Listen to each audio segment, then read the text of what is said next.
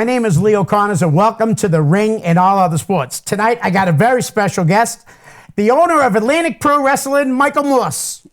Hey, how are you? Good to see you, Michael. Thanks for coming on, man. Yeah, no, absolutely. I think this is like number 7. Yeah. We're going to get right into it. Fan questions. Michael Pitaro, which is the politician's brother, if you didn't know that. All right. What's the average fan count and revenue for an APW show? Well, I'll go over obviously the fan count. Yeah. I'm not going to talk any money. Of course. Because that's private. That's, Absolutely. It is what it is. But we average, depending on the building, we've been seeing between 150 to about 200 people.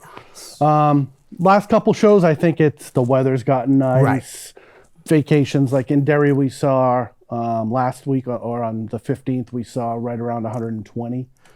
Last week, this past week. Not bad for a newer building that you're running. Not at all. Especially after, I was concerned because the debut, we had standing room only, close to 250 people in the building. That is incredible. Right. Congratulations. Appreciate that. And then this past weekend, we probably had about our normal 130 to 150. Yep. And that was in Newburyport. In Newburyport, yeah. Nice. And I see you tag team champs, Seth the Ren and Vanity Vixen. Yeah, absolutely. Seth, nice. Right now, our tag team division is kind of in limbo. We're starting to build new teams, and we have new teams coming in. Like we recently had the Collective, Ryan O'Neill and Devin Justice come in, and they were pretty impressive. So we'll have them back. Nice. And then we have a few other teams that are going to start to evolve here over the next few weeks. Like I'm bringing in Jariel Rivera and Gal Barquet. I'm going to bring them in as a tag team. Wow. Now that's the old Randy Rivera, right? Yes, that is the old Randy Rivera. Man, that'd be an impressive tag team. Yeah, he's going straight by his real name now. Right. So that's the plan, and they're both coming in on the next June show, which in Derry, which is June 3rd. Both those guys are in incredible shape. Yeah, and they're both young too. Yeah. They're both like in their Randy, I think, isn't even 21. I don't think Randy can even drink yet. Wow, no kidding. I think he just turned 21 or something like that. Before we get to the next question, the last couple of weeks I forgot. And last time I saw this person was at your show.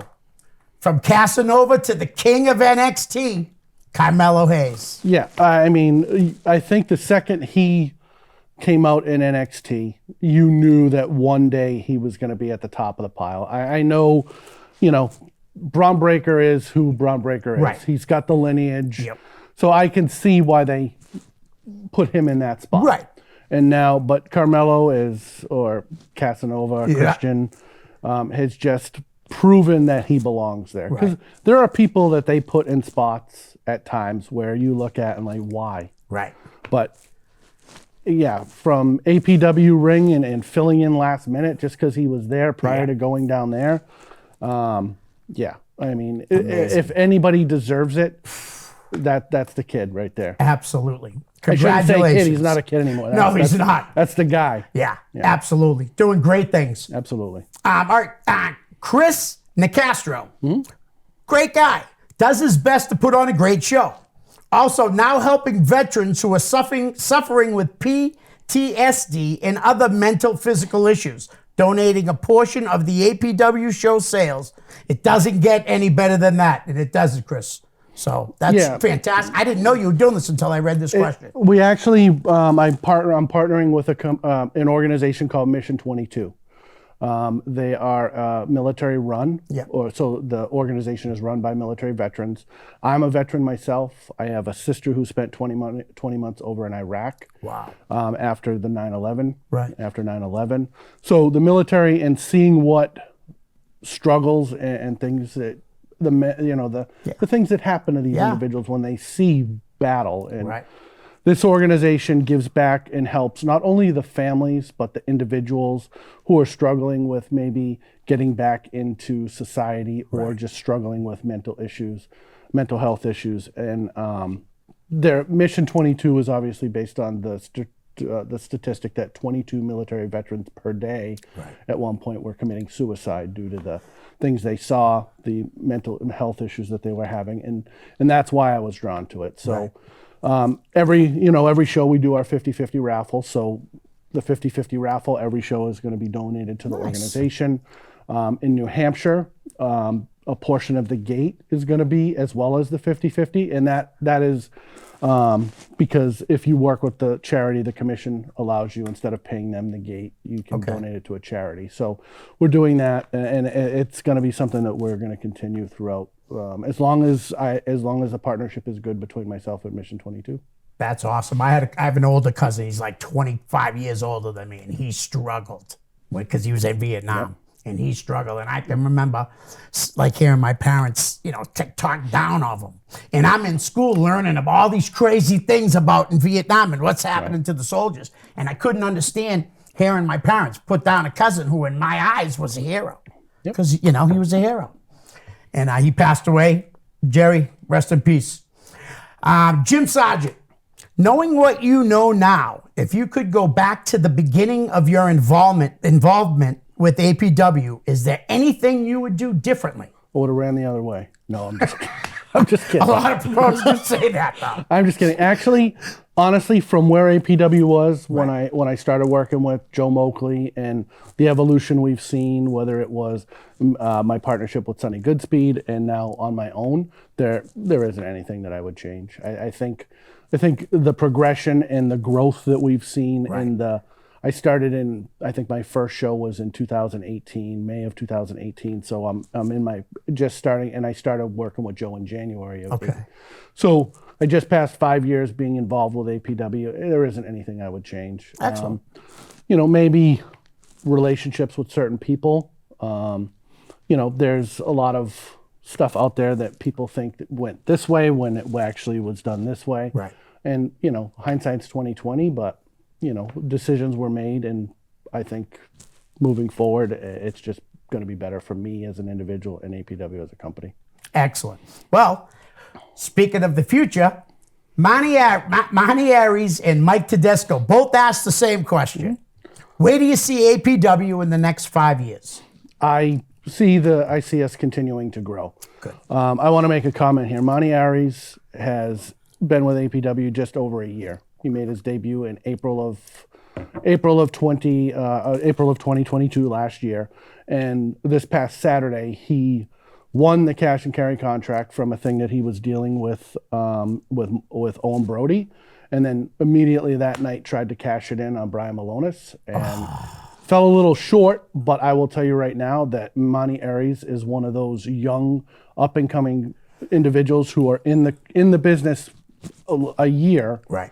And is the future of independent wrestling, and whether that's going on to work for Beyond or Limitless or MLW or across the country to some of these other or potentially Ring of Honor and even AEW and NXT. As long as he continues to stay on the right path, he has that potential, both in personality and in ring ability, to the point where Brian Malonis at the end of the had a little pep talk for him and told him you fell a little short tonight, but you'll get there. Right. So, and to me, that was like a moment, I think, where Monty realized that he's in the right spot. Nice. And also, don't forget Kid V. Oh, Kid V, Is he still the champ, right? He's still the New England champ. Yeah. Currently, he's gone. He hasn't lost a match in singles, even though he's got 2 wins over Congo via DQ. They're still victories. Right. So undefeated as New England champ, but he has people coming from all over. Jerry Rivera just kind of called him out, or formerly Randy Rivera, for those who don't know. Right. Went through a little bit of a name change, kind of called him out at our last Derry show. And I know Cassius Hall, who's another incredible talent. Yeah. Right now he's got an ankle injury, so he's kind of working through that. But he's in that mix, so kid's got a lot of people coming his way. Yeah, so, and all 3 of those guys are from the Next Gen Pro Wrestling School in Manchester, New Hampshire, read by Bud Gardner. Yeah, Bud Browning, Bud Browning, Gardner Browning, formerly Gallo of Nightbreed. So all great. I mean, they train up there with Julian Starr, who trains there on Monday and Wednesday, and then Bud, and so and they've moved to a new building, so now they have 2 rings, so the more experienced, advanced guys can work in 1 ring, right? And then as the newer students come in, Bud has that option of them working in a smaller ring till they get their That's awesome. So yeah, that really is. All right, Andy Miller, What is the most difficult challenge that you have faced being the owner of APW? For me, I think it's getting the talent to commit for multiple days, obviously, or multiple dates. I mean, because there is so many companies available to them, right, that if you don't get them early, it's tough. But I've been lucky with that. And I think the other thing is just trying to get stuff in. I feel like I hound the talent when I need promos or right. I want them to share the show.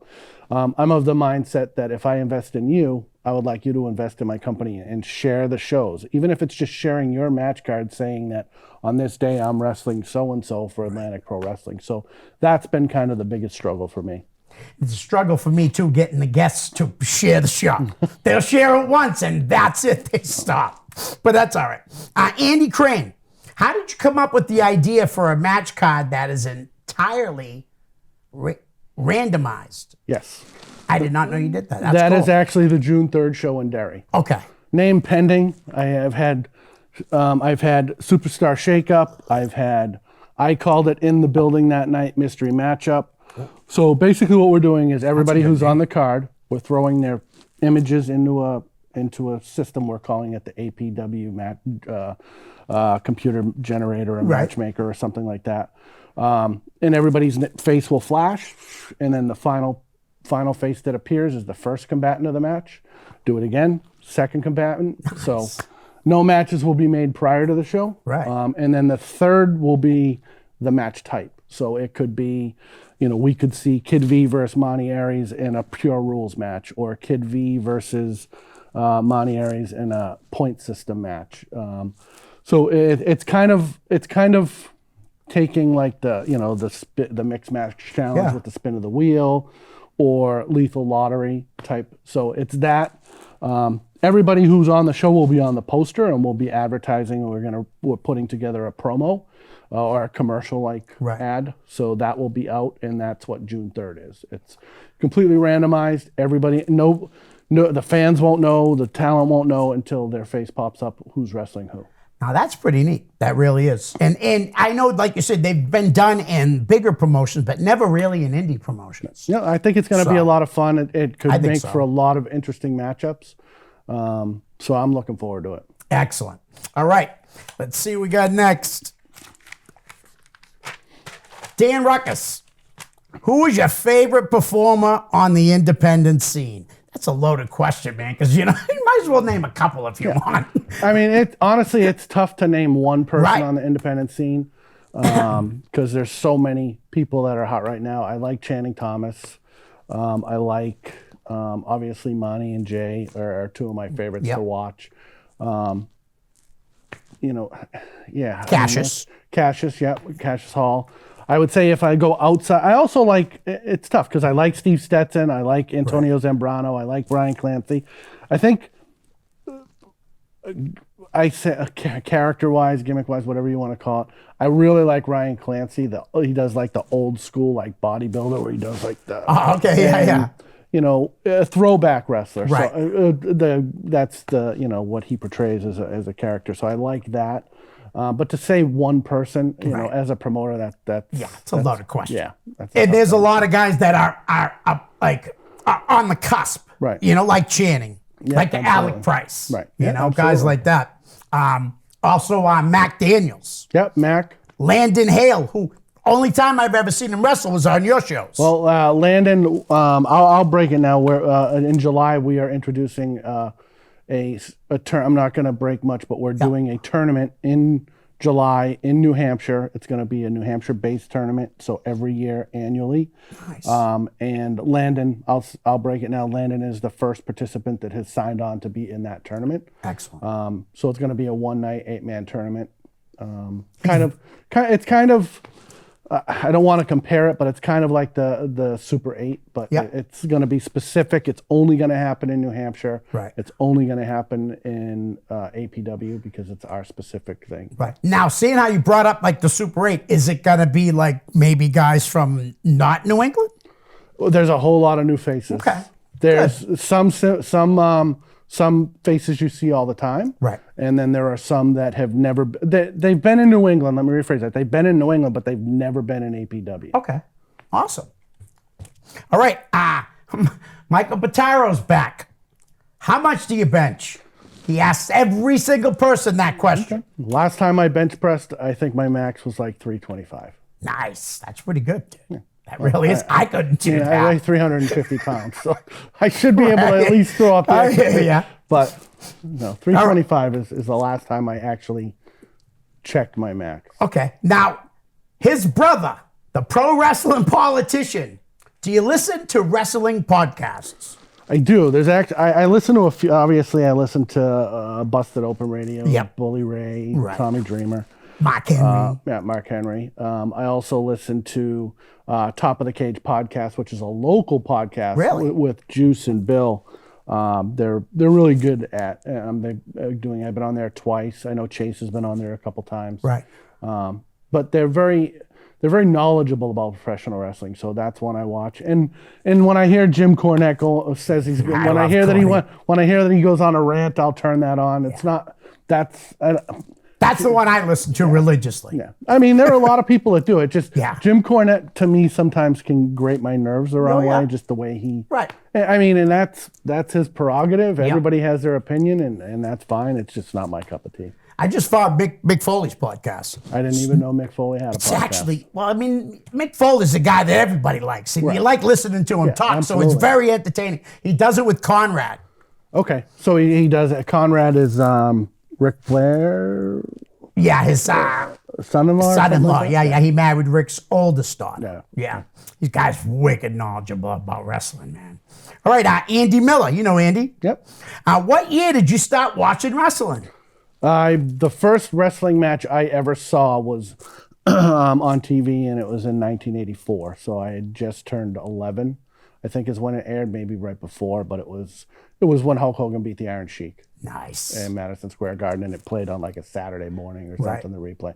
So that was the first match I ever saw. So I'm going to be 50 next Saturday. So wow. 39 years ago. That's pretty good, though. Yeah. All right, here's one more. Which wrestler or wrestlers were your favorites growing up? Early on, when I first started, like everybody at that time, it was Hulk Hogan and Randy Savage. Definitely. As the 90s rolled along, I was a huge Stone Cold Steve Austin fan, and then The Rock and Triple H, Undertaker, obviously. Modern day guys, I'm a huge Cody Rhodes fan. And I think for me, what changed my mind about Cody is when he went on the independents. Yes. He wrestled. He bet on himself, too. Right, absolutely. As a matter of fact, I was at every Cody Rhodes Chaotic show. No kidding. When they had him booked, and I completely forgot that he wrestled Ilya. Yeah. Ilya Markopoulos, and Ilya posted or shared like a memory from like whenever that was. Right.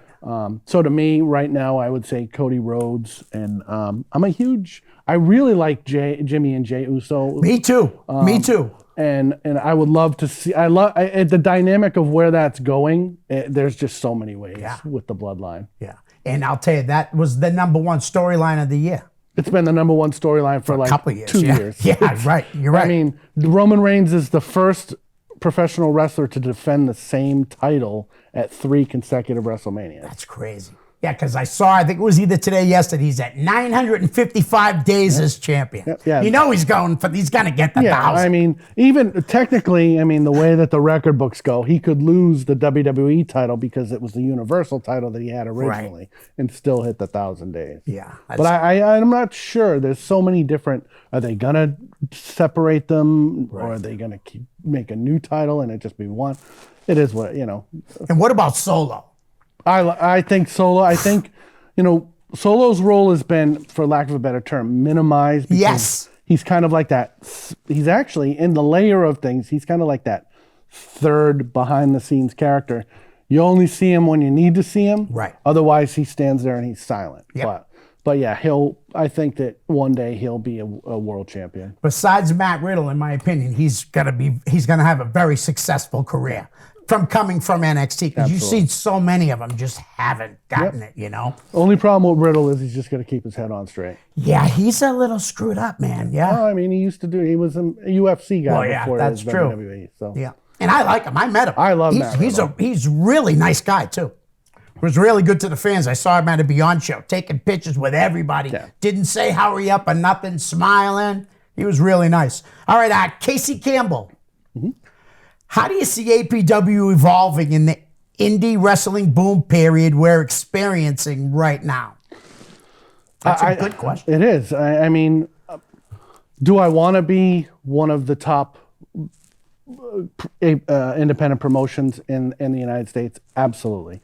But I think what I need to focus on now is being one of the top promotions in the area. Yep. And then, I was taught early on in my business career and my personal career, you set small goals. Right. You set attainable goals. Once you hit that goal, you make a new goal. Right. And we've hit the goal where we are consistent.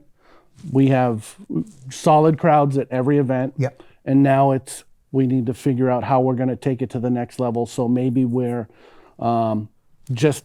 maybe there's Limitless and Beyond and Chaotic, and then right there underneath is APW. Yeah. So that's good. I mean, it's wide open, too. absolutely. It's wide open.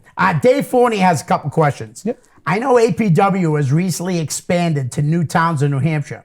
Are there any plans to expand to towns in Mass? I am working on 4 new towns for next year, for 2024. Not to say that we will be in 4 new towns. Right. I'm looking to pick up at least 1 additional Massachusetts town. Right. So my plan is to have Derry, Manchester, Newburyport, and potentially 1 other Massachusetts town. Nice. And be able to do 4 shows in every 4 or 5 shows in every building throughout the year. Nice. That's awesome. All right. He also says, will APW ever have a weekly TV show, whether it be in traditional TV or via an online platform such as YouTube? We will not have a weekly show just because the time and effort that goes into creating that is financially unattainable at the moment. Right. Not to say that 5 years from now that it won't be attainable, but we actually just signed on with Premier Streaming Network, PSN. The show we taped this past Saturday in Newburyport will be our premiere. So right now we're taping, editing, cleaning it up, putting it on PSN on video on demand, so people will be able to go back and watch it, or if you weren't able to come out, you'll be able to go and watch it. Right. Video on demand, I think there's a fee for it. I don't know what it is. And then we're shooting for August 12th, which would be Super Summer Smash 4 in Derry. We're shooting to stream that live. Oh, nice. And it would be available through pay-per-view means. Awesome. All right, last fan question from Walter Marzik. Will there be any more inductees to the APW Hall of Fame? Seemed it was going to be a thing with Big Gun, then it seemed to vanish. Have nominee fan voting would be cool.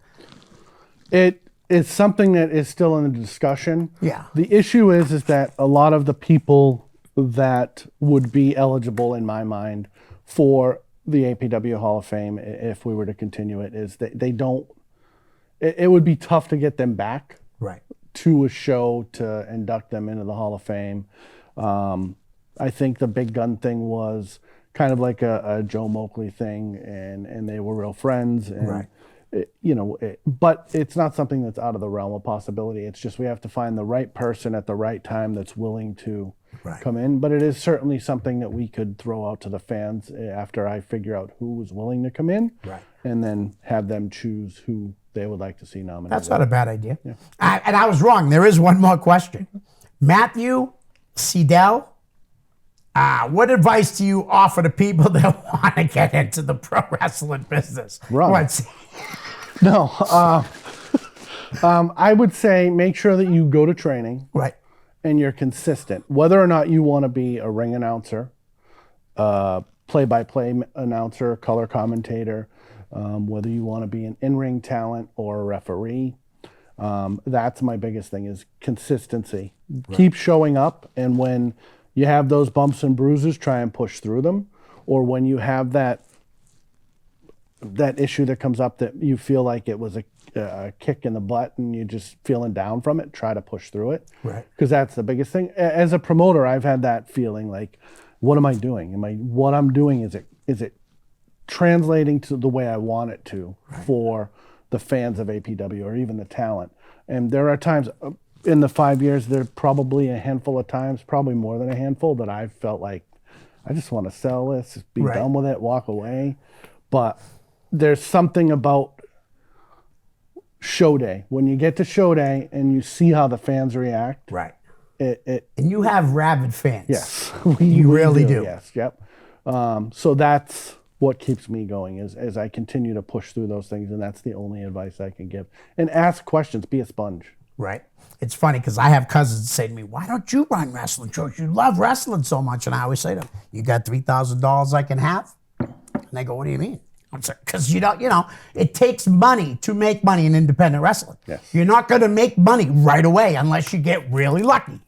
Right. So, Yep. But yeah, and guess what? They never hand me the $3,000 either. Well, your next show is Saturday, May 13th, as APW presents Spring Loaded 12. Yes. At 25 Low Street in Newburyport, Mass. Can you tell us a little about the show? Yeah, I mean, Spring Loaded, obviously, it's one of the cornerstone shows. I guess you would say Big Four type shows. And it is in year 12. I just determined after the results of last week's show, Steve Stetson, Mike McCarthy, and Kingpin Brian Malonis will compete in a triple threat match for the APW Heavyweight Championship. So that will be the main event of the show. I'm sorry, you've been booking Mike McCarthy for a little bit now, right? Yeah, that's awesome. Yep, He's really good. Yeah, I love Mike. Mike He's had great. I don't know if you saw his picture, but he had a rough weekend. I don't know. No, I didn't see it. He came out there with a shiner. At one point, he thought he broke his jaw. It was.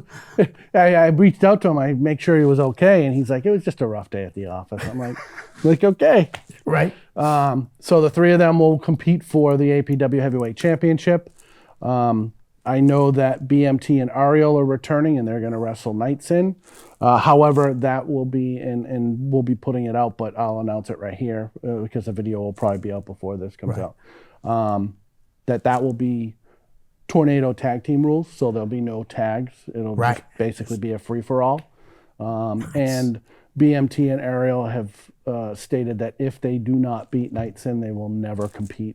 Well, they will never challenge for the titles as long as they're champions. Wow. Yep. Kid V is wrestling Mike Gracia. I'm not sure. Yeah, Mike Gracia. Yeah, Mind Eraser.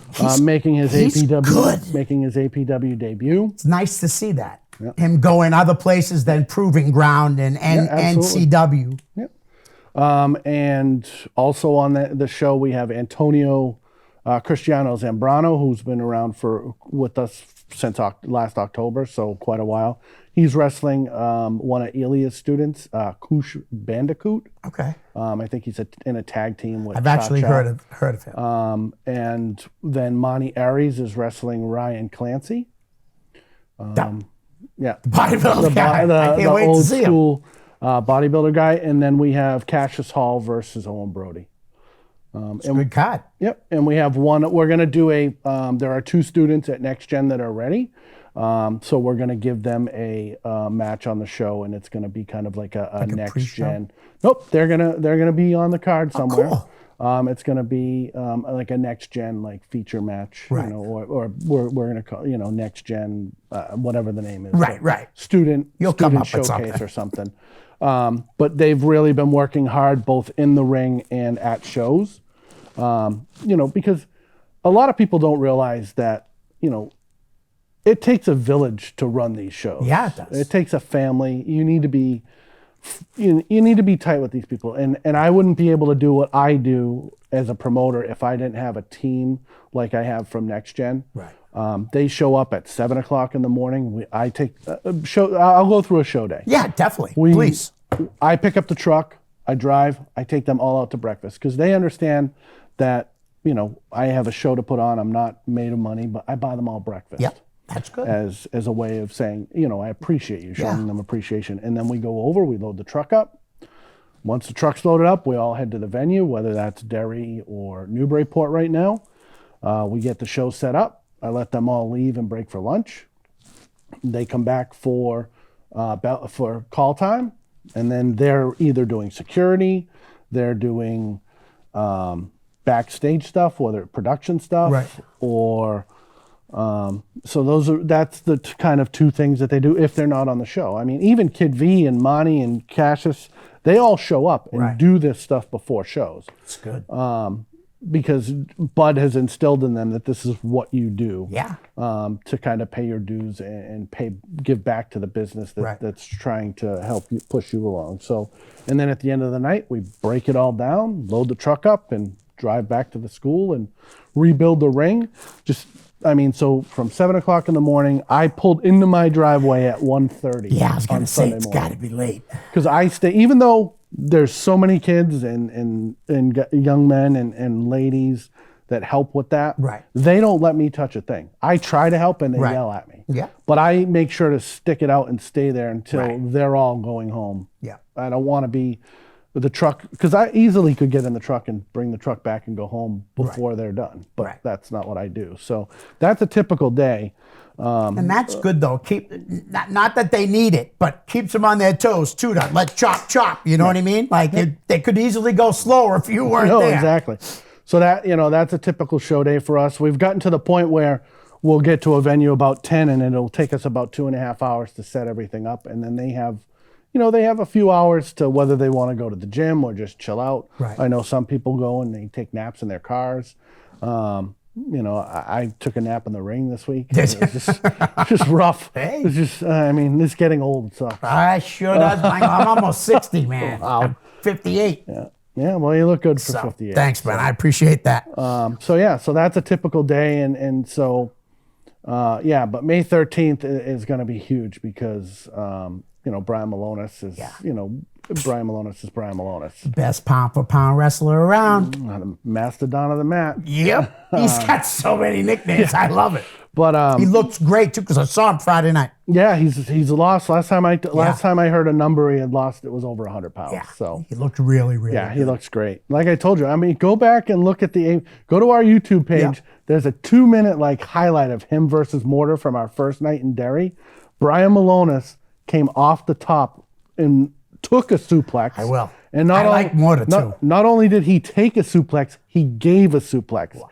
I looked over and saw Bud Browning, the owner of the ring, and every time they did that, he was like, "Oh my God, my ring's gonna break." Right. There go the welds. But no, it was great. In May 13th, May 13th is gonna be huge. Nice. How long does it take to set up a wrestling ring?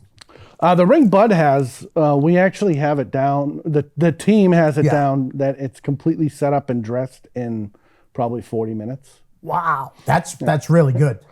You've seen our setup in the Yeah. report. A lot of the setup that takes the time is the draping, Right. the production stuff, Yep. the getting the wires run. So that takes up and then the chairs. Putting out the chairs takes a little bit of time because I'm anal, and if it's not a straight line, I make them go back and make it straight. Dude, when I was the third shift supervisor, I pissed this guy off because he kept putting him crooked, and I said, "Just get out of here," because he couldn't do it. Everybody else was putting him nice and neat.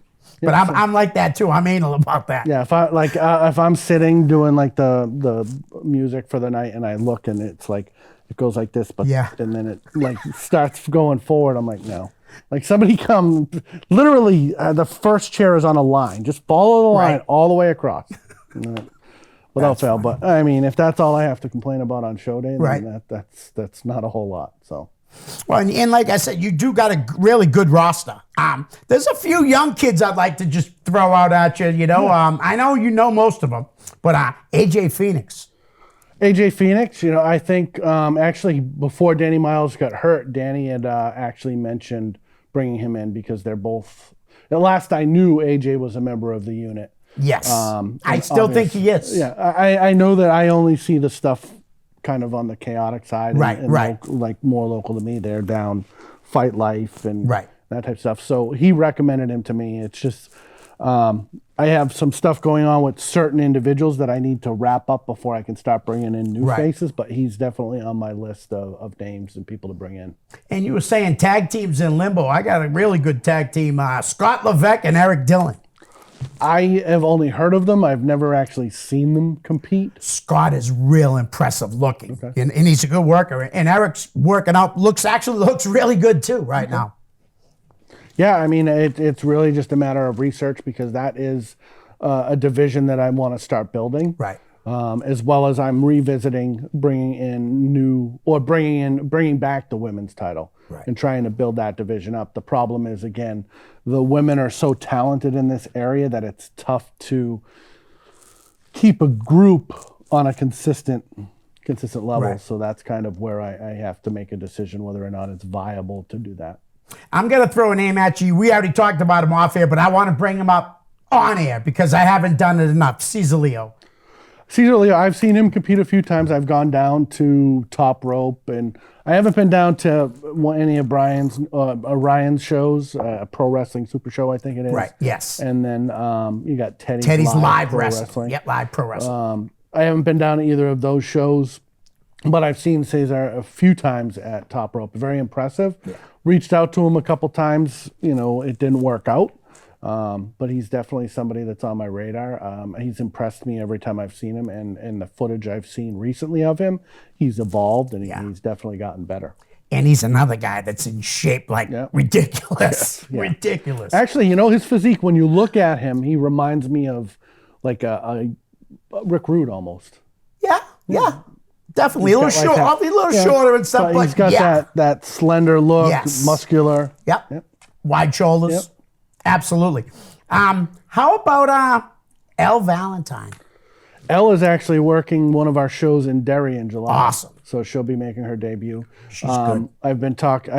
Todd Graham stopped by my show on his way up to Limitless this week, and we were actually talking about her, and he thinks the world of her, and I know he's worked for him a few times. So I'm actually looking forward to having her in and her working. She's going to work Jen. Oh, nice. Never worked Vanity Vix in that That'd show. Be a good match because, like I said, I've seen her probably 3 of the last 5 shows I went to, and she impressed me on every single one. No, she is definitely on my radar. Nice. How about Barnaby Combs? I love Barnaby. Hard work. He's worked for us a few times. Again, I think it's that it's so saturated with companies. If you don't get somebody well in advance, it's tough to book them consistently. But he is certainly someone that I've seen improve over the time. And I actually like him and his tag team partner, the little, what's his name?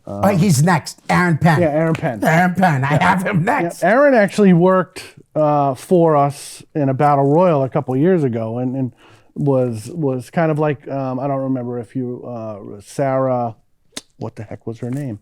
Little Sarah. Yeah, Sarah. I know who you're talking about because Sarah Teller. But that's when I said, why isn't she doing a Sons of Anarchy gimmick? Yeah, I know.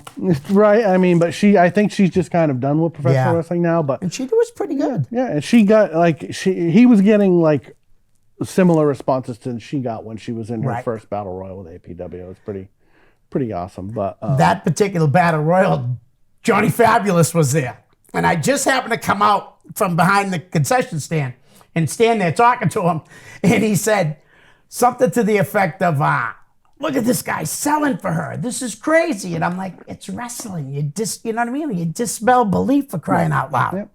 But he was like, I can't believe he's selling for her. I'm like, come on, man. You're in the business. You know how it works. Yeah, I mean, but there is that, and that there's nothing against it. There is that old school mentality that girls aren't supposed to be able to beat up boys.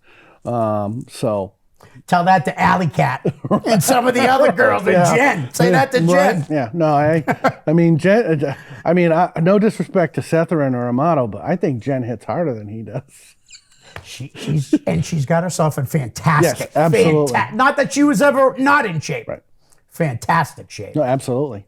And I'm great to see them doing well. I want to bring up a woman that wrestles a lot in the United States. It's from Canada. LaFisto.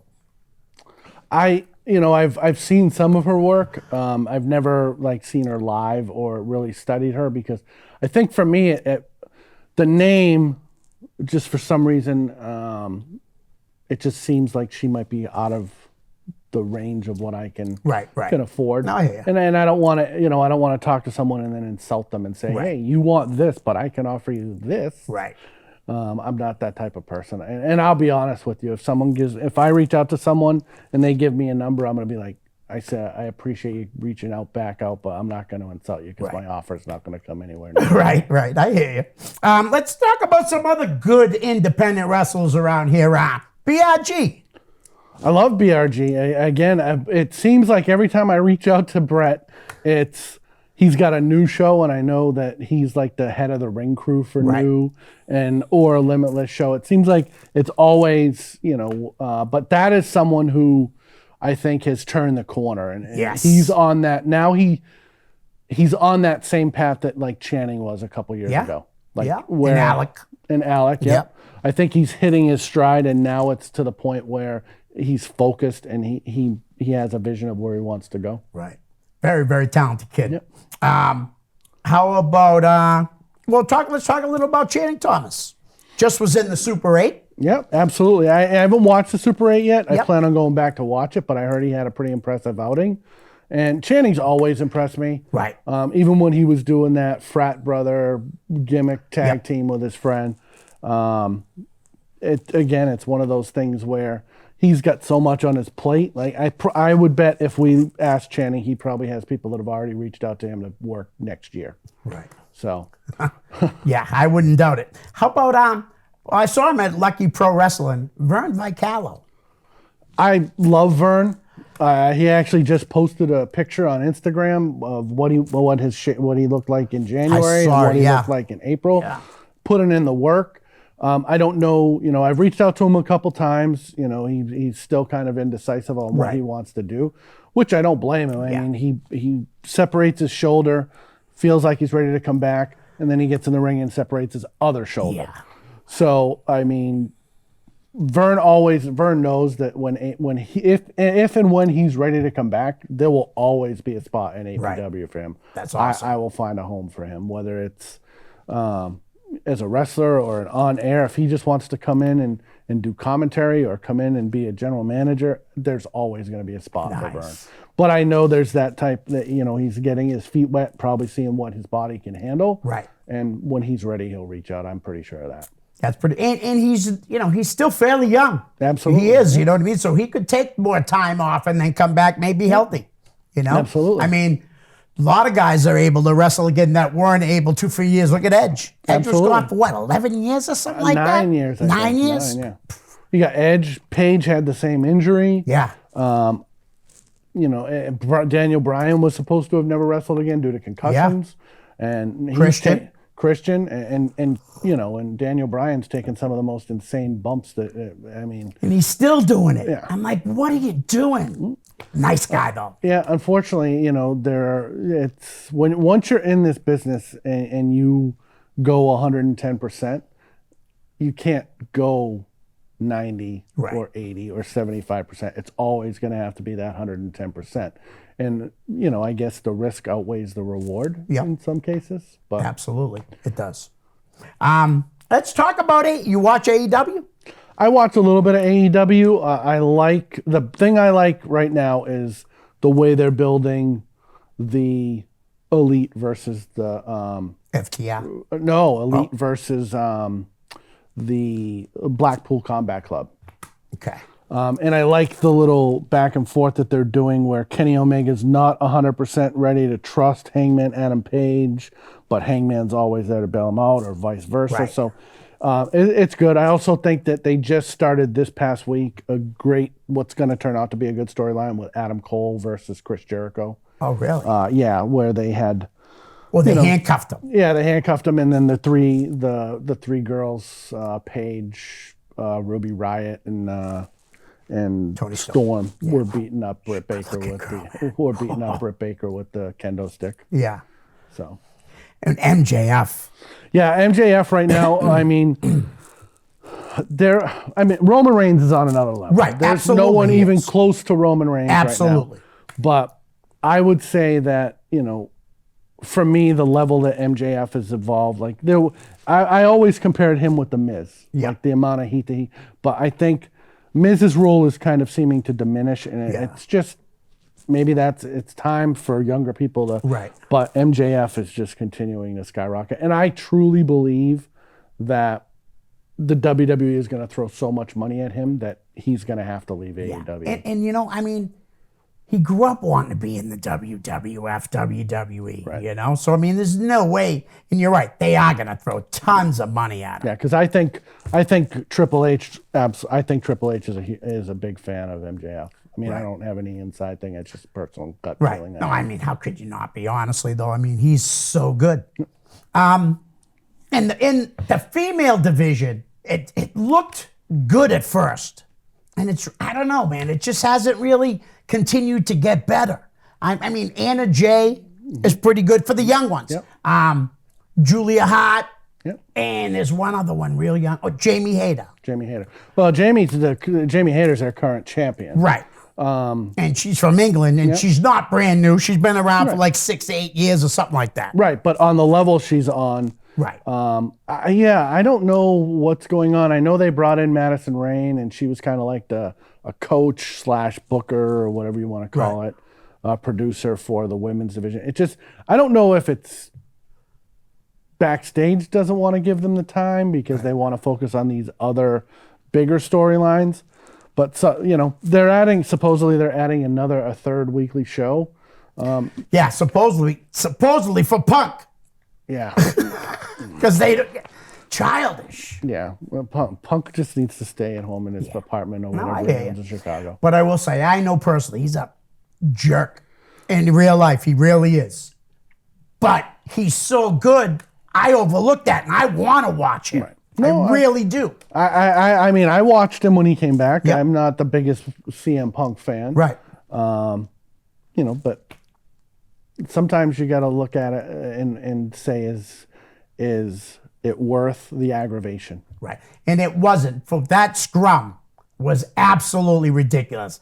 The things he was saying, I felt bad for Tony Khan. Like literally, I felt bad for him because Punk was, and he had just put his head down and like. But to me, that's where, like, if for example, let's just flip the roles. That's a WWE scrum, and that's Triple H or Vince McMahon sitting next to you. That scrum is over. Yes, they're absolutely. They're shutting it down. They're having security remove Punk if they have to. Tony Khan's just sitting there and letting him continue. Just. I felt bad for him. I really did. You know. But that's where the people who support him, I mean, I know everything had gone or whatever. I don't know if it was before or after the scrum, but that's where the guys backstage that have pull and respect, like maybe a Dustin Rhodes or a QT Marshall or whomever is in charge. Right. That's not technically a peer, I guess you would say, like a Kenny Omega or the Young Bucks. Yep. That's when they need to step in and tell Tony Khan, you need to stop this. 100%. Yeah. Because, 100%. I mean, Dustin Rhodes, if put in a position of power, I think could be very successful. Very successful. He's lived this business since he was the natural Dustin Rhodes. Yeah, 18 years old, he was a pro. Right. So, all right, well, besides the bloodline, what else have you liked in the WWE? This might blow your mind, but my favorite heel character right now is Dominic Mysterio. Oh, he's awesome. He's fantastic. Freaking unbelievable. You should see what I went through in prison. He was in a jail, not a prison. That for WrestleMania, that was unreal. Yeah. I'm looking at it, I'm laughing, and my girlfriend goes, "What's so funny?" I'm like, well, he got arrested and went into the jail at the police station, but he's talking like he's in jail. And they picked him up. Like he was on Oz, the TV show. Oh my, that show was fantastic. But yeah, it's just the whole gimmick, I think, aligning him with Damian Priest and Rhea Ripley and Finn Balor and kind of separating him from his dad on screen, other than the feud that they're having, was brilliant. Yeah. And I know that they're backstage, they're like, at least the rumors are that they are high on Dominic and his future. The biggest thing, same thing I've said to you, like with Alec Price, is phenomenal talent. I think they just need to get bigger. Yeah, absolutely. No, Dominic Mysterio, the Judgment Day storyline is going well. the Edge coming back every now and then is kind of getting old. I think they got to figure out what they're doing. Right. If his last match is going to be in August in Toronto when they're there for SmackDown or Raw, whenever it is, I think they need to do something huge building up to it or whenever it is. But the person I'm missing the most recently is I absolutely miss Randy Orton. Oh, yeah. Randy Orton's one of the greatest wrestlers of the world. Yes. I believe that 100%. It would be hard-pressed to find somebody who doesn't. Absolutely. Well, you brought up a TV show, Oz, a second ago. I got to ask you, there's a show that I watched, and it just ended last Wednesday. Snowfall. Did you happen to catch that at all? I have not. My wife and I have a list, that's probably as thick as your notebook, of Netflix or TV shows that we need to watch, but it's... Add Snowfall. It's about the 1980s, the crack epidemic in South Central LA. All right. And it's violent, but it's the story they told over 6 seasons was incredible. All right. I will definitely put it on the list. So what's on your list? Believe it or not, we are trash TV people. It's all right. Like Maria likes trash TV. We like watching like the Love Is Blind. The 90 Day Fiance. Right now, we just started watching on Netflix. There's this thing called Indian Matchmaker, where it's all people from India or Indian, descent that live in the U.S. and they hire this really expensive. Like my wife looked it up. It's like $100,000 to $500,000 just for her services to try and find you a match. Wow. So it's pretty interesting because. Some people, they're looking for, she needs to be this, like from this area of India, she needs to speak these languages. It's pretty interesting and fascinating, but that's the type of stuff we're in now. Right. But we also, we just started watching Alaska Daily, which is, I think, Jennifer Garner, and it's about an Alaskan newspaper. Okay. It's pretty good. I love Jennifer Garner. Yeah. I think she's beautiful. Yeah, she is. It's a good show. And then we just Marvelous Miss Mabel, I think, is one of the other ones. I've actually seen coming attractions for that show. So that's I think in the 3rd season. So yeah, I mean we watch, and then we watch, like we have a ritual. Like we have 2 shows that we've watched, like at night when we go up to bed to go to sleep. We put The Office on. Nice. So we fall asleep to The Office. A good show. And we literally have run through like every season like 5 times. Really? And then we just started circulating in Brooklyn Nine-Nine. Oh, nice. Which is I love Terry Crews. Yeah. But that, Incredible guy, man. He beat the crap out of his dad because his dad was beating up his mother when he was like 13 years old, man. Then he went on to play in the NFL. Yeah. He's an incredible guy. Yeah. Real classy. Yeah, absolutely. All right. How about going back to WrestleMania? Yep. There's a little bit. Ric Flair seems to have a problem with the main event, and I kind of agree with them because they had for the main event the Usos versus night 1, Sami Zayn and Kevin Owens, and then the match before that was Rhea Ripley and Charlotte. I think either way, how they did it was fine too. But I don't know, man. That match between Rhea Ripley and Charlotte was incredible. Not that the tag team match wasn't. Right. But what do you think about that? I think that position-wise, I think that the Usos versus Sami Zayn needed to be the main event of because of the storyline. Because of the storyline. Right. But again, you could have gone either way. Rhea Ripley and Charlotte Flair would have closed out the night just as strong. Right. But storyline-wise, I think you had to go with the tag team title match.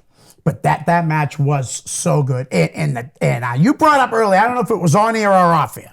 You're a big fan of the Usos, as I am too. Yeah, I've been a fan of the Usos since back in the day when they came out and did their Samoan dances. Right. I don't want to butcher it, but I think they're the best tag team in the world. A lot of people say FTR. A lot of people say the Young Bucks. I think the Usos are the best tag team in the world. They're brothers. Yeah, the twins. Again, this is everybody has their own opinion, but I agree with you. I think that the Uso brothers are the best tag team in professional wrestling, and they have been right alongside. I would even say that the New Day, any incarnation of the New Day, is right up there with them. But for longevity and everything, even with all their outside issues that they've had. Well, it's just one of them, right? Yeah, the one of them. DUIs, and he always gets arrested because he goes down a one-way street the wrong way. That's seriously, at least twice he got arrested for that. Yeah. So I would definitely say that currently they are the best tag team in the world. Yeah. What do you think about LA Knight? Eli Drake, LA Knight, Max Dupree, whatever you want to call him. I think that I think he's eventually going to end up a world champion in the WWE. Yes. I think they just need to find him the right opponent. The right opponent, I don't think, is Bobby Lashley. No. I don't think the right opponent would have been Bray Wyatt. Right. I think it's just they need to find the right path and maybe even start him. Maybe he can't be a babyface. Right. He just his personality is not good for him to be a fan favorite. But maybe he somehow ends up winning the U.S. title or the Intercontinental title when they're finally ready to move Gunther up. But that's, I see him as a future world champ. Yeah, and Gunther, future world champ, man. Yeah. Unbelievable. That guy, ever since he was told that he needed to lose a little weight, and he went out and got in the best shape of his life. Yeah, he did. And he put on a heck of a show at WrestleMania in that triple threat match against two guys that hit hard. And all three of them hit hard. I think he hits harder than the both of them. Yeah, that was an incredible match, and I see huge things for him. First time I saw him, he was a little chubby at Beyond. Yep. And he was so good, even like that, Yep. We got less than a minute. Do you want to plug your next show again real quick? Yeah, so May 13th, Spring Loaded 12. It's on May 13th. Spring Loaded 12. Newburyport, Mass. Main event, triple threat match for the APW Heavyweight Championship. And, 6 other solid matches. Come on out. That's all I can say. Come on, watch us. Mike, thanks for coming on the show, man. Nice to see you again. Guys, that's it. We're out. Peace. Hi, guys. I hope you're enjoying the show. Listen, I could use a little help to grow my YouTube channel. So if you could please like, share, and subscribe. That's most importantly, subscribe. Send me a direct message, and I'll give you a shout out here on the show. My YouTube channel is real simple. It's just my name, Leo Connors. Thanks in advance. Peace.